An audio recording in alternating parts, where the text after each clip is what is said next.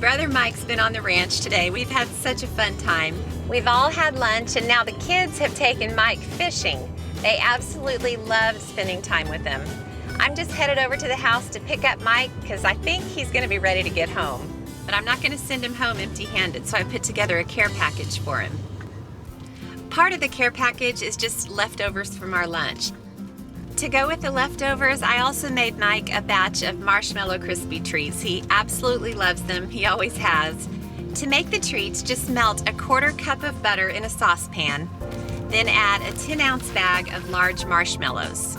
Add 1/4 teaspoon of salt, then stir it all around until it's all melted and combined. Take it off the heat for a second, then to a large bowl, add 6 cups of rice cereal. Then drizzle on the melted butter marshmallow mixture, then stir it all around until it's all combined. Toward the very end, stir in a package of small marshmallows. Try to get them combined, and then each treat will have these nice little chunks of marshmallow. After that, press the whole mixture into a buttered pan. Then for a final decoration, I just sprinkled on some rainbow sprinkles.